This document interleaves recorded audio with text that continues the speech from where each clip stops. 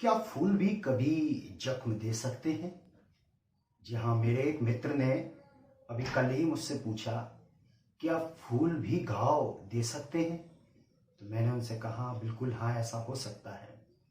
क्योंकि हमने अक्सर एक कहानी सुनी है कि एक संत को कोई पत्थर मार रहे थे लोग, और उस संत पर किसी भी प्रकार की कोई चोट नहीं लग रही थी, कोई खून नहीं निकल रहा था। और वहीं से पास से उसी संत का एक भक्त गुजरा, तो उसने देखा कि लोग जो है उसके जो संत हैं उस पर जो है पत्थर बरसा रहे हैं। तो उन्होंने भी क्या किया कि एक फूल उठाया और संत पर मारा। तो जैसे ही फूल मारा गया कि संत जहाँ फूल लगा वहां से खून निकलने लगा। कुछ दिनों के बाद लोगों ने पूछा, या कुछ और भक्तों ने पूछा कि महाराज ऐसा कैसे हुआ, एक फूल के फेंकने से कैसे एक खून निकल गया, जबकि इतने सारे पत्थर बरसाए जा रहे थे, मारे जा रहे थे, तब तो खून नहीं निकल रहा था। तो संत जी ने कहा कि जो पत्थर बरसा रहे थे वो नासमझ लोग थे, उन्हें मेरे बारे में जानकारी नहीं है, वो मुझे जानते नहीं है। लेकिन जिस भक्त ने फूल मारा वो तो मुझे जानता है, वो मेरे बारे में सब जानकारी रखता है। फिर भी उसने मुझे औरों की देखा देखी फूल तो मारा। इसलिए जहां मारने की बात होती है, फिर चाहे वो फूल ही क्यों ना हो, वो चोट तो पहुंचाते ही पहुंचाते हैं।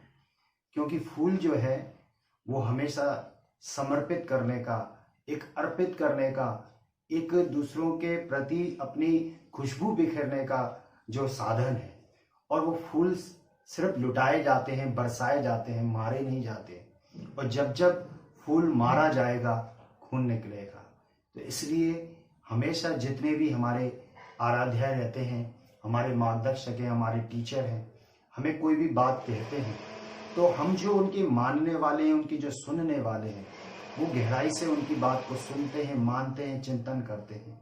लेकिन अगर हम भी दुनिया की देखा देखी उन पर कमेंट करेंगे, उनकी किसी बात पर हंसेंगे या किसी इस तरीके की बात को आगे फैलाएंगे, तो फिर हम भी तो चाहे फूल ही क्यों ना मार रहे हों, लेकिन चोट हमारे द्वारा ही लगेगी, दर्द हमारे द्वारा फेंके गए उस फूल से ही होगा। इसलिए हमेशा हमें अपने जो टीचर हैं, जो हमारा शिक्षक है, उसके प्रति आदर भाव रखना होता है। और सबसे पहले उसके प्रति विश्वास रखना होता है, जिससे हम कुछ सीख रहे हैं, जिससे हम कुछ पा रहे हैं। अगर उसके प्रति हमारा विश्वास नहीं है तो फिर हम उससे कैसे शिक्षा प्राप्त कर सकते हैं। हम स्कूल में भी जाते हैं, तो जिस भी स्कूल से हम पढ़ाई करते हैं तो वहाँ हमें अलग अलग टीचर जो हैं अलग अलग विषयों की पढ़ाई बताते हैं, और इस तरीके से हम अलग अलग सब्जेक्ट्स पे बात करते हैं, सुनते हैं, समझते हैं। लेकिन हम जब टीचर की बात को मानते हैं तभी वो शिक्षा, वो विद्या हमारे जीवन में प्रवेश करती है और हमें समझाती है। इस तरीके से अगर हम ये देखने लग जाएं कि मेरे जो टीचर ने बात कही है, मेरा दोस्त कह रहा था कि वो टीचर तो ऐसा करता है, वो वहाँ जाता है, वहाँ उठता है, वहाँ बैठता है, उसके ये परिवार में लोग हैं, तो मेरा उससे क्या लेना देना।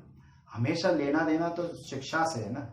तो अगर मैं शिक्षा से लेना देना करता हूँ तो अपने जीवन को संवार लेता हूँ। लेकिन अगर टीचर की अंदरूनी जो उनकी पारिवारिक जिंदगी है उसमें दखलंदाजी करता हूँ, ताक झांक करता हूँ, तो उसमें मेरा क्या फायदा होने वाला है। मेरा फायदा तो उस शिक्षा से होने वाला है, उस विद्या से होने वाला है, जो मेरे जीवन को सुधारने वाली है, मेरे जीवन को बदलने वाली है। इसलिए जितने भी संत महात्मा, जितने भी अवतारी पुरुष इस धरती पे हुए, उन सभी ने हमको कुछ ना कुछ सिखाया ही है। लेकिन हमें उनकी शिक्षाओं को आत्मसात करना होता है और उस पर विश्वास करना होता है कि हाँ, जो मुझे बताया गया है वो बिल्कुल सही बताया गया है, इसमें कहीं कोई संशय नहीं है।